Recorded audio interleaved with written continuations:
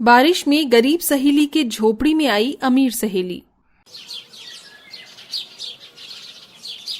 अरे जानवी, खाना पानी पूरी? नहीं निशा, बस अब मन नहीं है, तुम खाओ। अरे खाना यार जानवी, केवल 2 ही तो पानी पूरी खाई है तूने। नहीं नहीं साक्षी, तुम खाओ। ऐसे कैसे हम खाएं? भैया आप 2 प्लेट और लगाइए जानवी के लिए पानी पूरी। अरे नहीं नहीं भैया। तभी पानी पूरी वाला 2 प्लेट पानी पूरी लगाकर जानवी को दे देता है। अरे यार, मुझे नहीं खानी है पानी पूरी, ये निशा साक्षी बिना। तभी अपनी अमीर सहेलियां निशा साक्षी के सामने गरीब जानवी वो दोनों प्लेट की पानी पूरी खाने लगती है।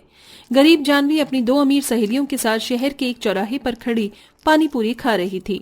जानवी बहुत ही गरीब थी और निशा साक्षी बहुत ही अमीर थे। थोड़े समय बाद, भैया कितने पैसे हुए आपके? आपकी 3 प्लेट के 40 रुपए हुए हैं। जानवी रहने देना तू, मैं दे देती हूँ पैसे। अरे नहीं नहीं, मैं देती हूँ। निशा तू तो जानती है ना, हमारी ये सहेली जानवी कितनी खुददार है, ये हमें कभी किसी चीज के पैसे नहीं देने देती। तभी रोज की तरह आज भी जानवी अपने हिस्से के पैसे दे देती है। जानवी अपनी सहेलियों के साथ कहीं भी जाती थी तो वो अपने हिस्से के पैसे खुद ही देती थी। अच्छा जानवी, हम चलते हैं, मुझे घर पर कुछ काम है, तो मिलते हैं बाद में। निशा और साक्षी वहां से चले जाते हैं। अब क्या करूं?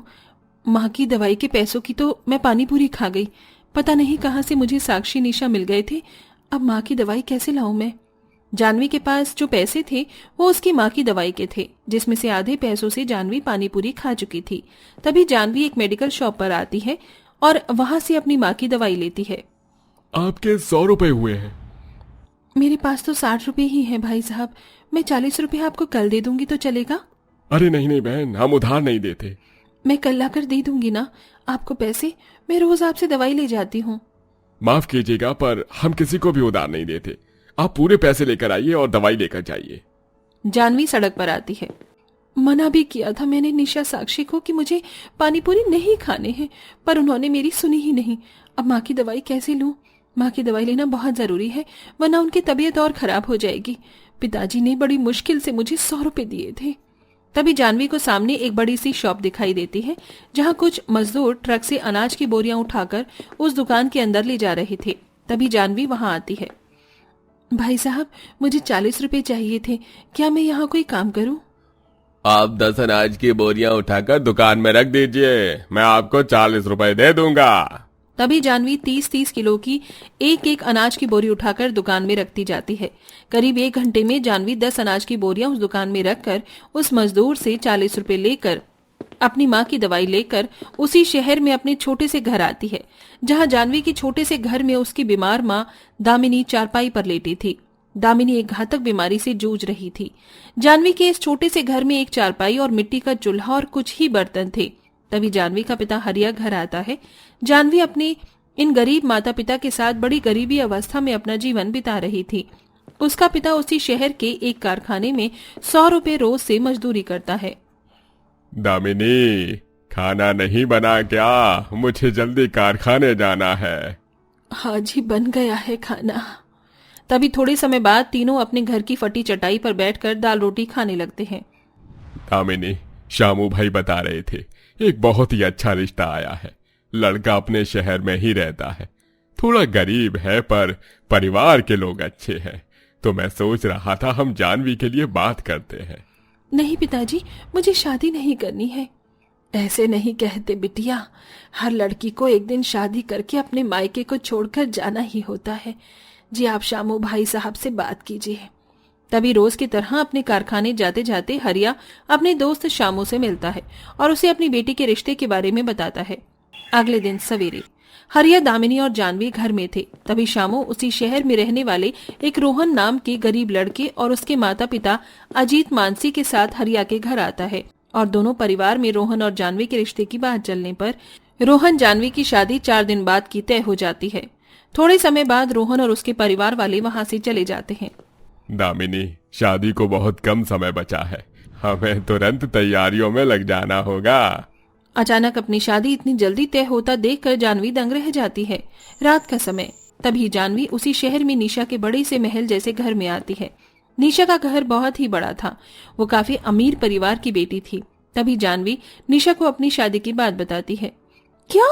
इतनी जल्दी ये सब कैसे हो गया जानवी? वो पिताजी के दोस्त लाए थे रिश्ता। तूने तो बड़ा ही खतरनाक सरप्राइज दिया यार मुझे। वो सब छोड़, मेरी शादी को बहुत कम समय बचा है, तो अब तू और साक्षी दोनों मेरी शादी की तैयारियों में लग जाओ। यार जानवी, माफ करना, पर मैं और साक्षी तेरी शादी में नहीं रह पाएंगे, क्योंकि हमें 2 दिन बाद ही उदयपुर शहर जाना है। वहां हमें MBA में एडमिशन करवाना है और उसकी लास्ट डेट 3 दिन बाद की है। अरे नहीं नहीं, तुम दोनों किसी और दिन चले जाना। ऐसा नहीं कर सकते जानवी, पापा ने पैसे ऑनलाइन पे कर दिए हैं। एडमिशन करवाने जाना बहुत जरूरी है, पर तू चिंता मत कर, हम बाद में तेरे ससुराल आएंगे ना तुझसे मिलने। तभी वहां साक्षी भी आ जाती है। साक्षी, निशा और जानवी ये तीनों बचपन की सहेलियां हैं। तभी थोड़े समय बाद जानवी अपने घर चली जाती है। उसके बाद 4 दिन बाद जानवी की शादी रोहन से हो जाती है और जानवी अपने एक कमरे के झोपड़े ससुराल में चली आती है। जानवी के ससुराल में उसकी सास ससुर और उसका पति रोहन था। उनका ससुराल उसके मायके से भी ज्यादा गरीब था। रोहन उसी शहर में ईंटें बनाने वाली भट्टी पर 100 रुपए रोज से मजदूरी करता था। अगले दिन सवेरे जानवी अपने झोपड़ी ससुराल में मिट्टी के चूल्हे पर चाय बना रही थी। उसके ससुराल में गैस नहीं था और मानसी, अजीत घर में पुरानी टूटी चारपाई पर बैठे थे। बहू, तुझे मिट्टी के चूल्हे पर चाय बनाने में तकलीफ तो नहीं हो रही है ना? नहीं ससुर जी, मुझे कोई तकलीफ नहीं हो रही है इस चूल्हे पर चाय बनाने में। मैं अपने मायके में भी चूल्हे पर ही खाना बनाया करती थी। उसके बाद जानवी अपने गरीब ससुराल में एक बहू होने के सारे फर्ज बहुत अच्छे से निभाने लगी। इसी तरह दिन प्रतिदिन बीतने लगे। बारिश का मौसम शुरू हो चुका था और बरसात के आते ही रोहन का काम 4 महीने के लिए बंद हो जाता है। एक शाम कड़ाके की बारिश हो रही थी और बारिश का सारा पानी रोहन के झोपड़े घर की कमजोर छत और टूटी खिड़कियों से घर के अंदर आ रहा था। मानसी, अजीत घर में चारपाई पर बैठे थे और जानवी, रोहन घर में आए पानी को बाहर फेंक रहे थे। बरसात के आते ही हमारी परेशानी शुरू हो जाती है। कब से कह रही थी मैं रोहन को कि घर की मरम्मत करवा ले।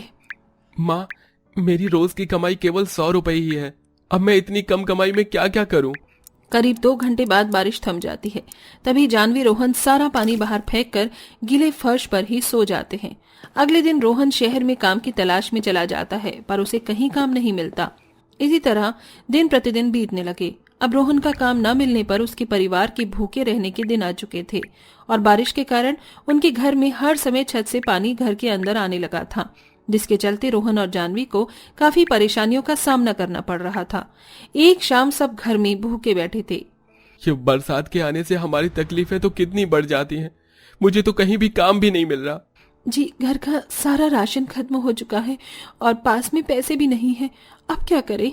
क्या करूं जानवी, मुझे कोई राशन उधार भी नहीं दे रहा है, न कोई पैसे दे रहा है।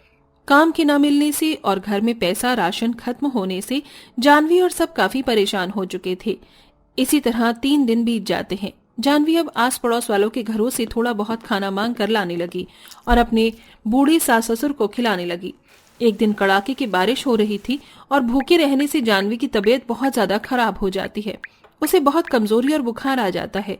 जानवी घर में चारपाई पर लेटी हुई थी और घर के अंदर बारिश का सारा पानी आ रहा था, जिस कारण जानवी और सब घर में पानी में गीले हो रहे थे। ये सब क्या हो रहा है?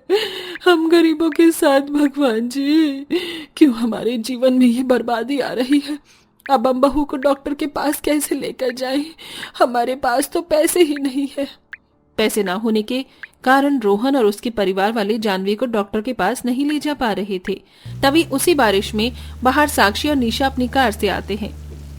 दामिनी आंटी ने तो इसी घर का एड्रेस बताया था हमें कि यही जानवी का ससुराल है। जानवी इसी झोपड़े में रहती है? तभी दोनों जानवी के झोपड़े ससुराल के अंदर आते हैं तो अंदर का नजारा देखकर दोनों के होश उड़ जाते हैं। घर में चारों ओर पानी ही पानी था और छत से लगातार पानी टपकता जा रहा था और जानवी जिंदा लाश की तरह घर में चारपाई पर लेटी हुई थी। जानवी! तभी दोनों जानवी के पास आते हैं। अरे बाप रे जानवी, तुम्हें तो कितना तेज बुखार है और तुम इतने बुखार में पानी में भीगी पड़ी हो। साक्षी, निशा। तभी जानवी निशा साक्षी को अपनी ससुराल की सारी गरीबी के बारे में बताती है। क्या हमारी सहेली इतना दर्द भरा जीवन बिता रही है? तो चिंता मत कर जानवी, अब हम आ गए हैं ना। रोहन जी, आप सब अपने इस घर को खाली करके हमारे साथ चलिए। मैं आपको अपने पिताजी की कंपनी में नौकरी भी दिलवाती हूँ। और साथ में कंपनी की ओर से आपको एक अच्छा घर भी दिलवाती हूँ। तभी निशा, साक्षी, रोहन और उसके परिवार को लेकर उसी शहर के एक पक्के मकान में आते हैं और रोहन को एक कंपनी में नौकरी दिलवा देते हैं और जानवी का इलाज एक बड़े से हॉस्पिटल में करवाते हैं। कुछ दिन बाद जानवी की हालत अब ठीक हो चुकी थी। निशा, साक्षी, मैं तुम्हारा धन्यवाद कैसे करूं? कोई जरूरत नहीं है हमारा धन्यवाद करने की जानवी, ये तो हमारा फर्ज था। अच्छा, अब तुम अपनी ससुराल वालों के साथ खुशी खुशी अपना जीवन बिताओ। अपनी सहेली का जीवन संवार कर निशा और साक्षी वहां से चले जाते हैं। उसके बाद रोहन रोज कंपनी में काम करके महीने के अच्छे खासे पैसे कमाने लगा और खुशी खुशी अपने परिवार के साथ अपना जीवन बिताने लगा।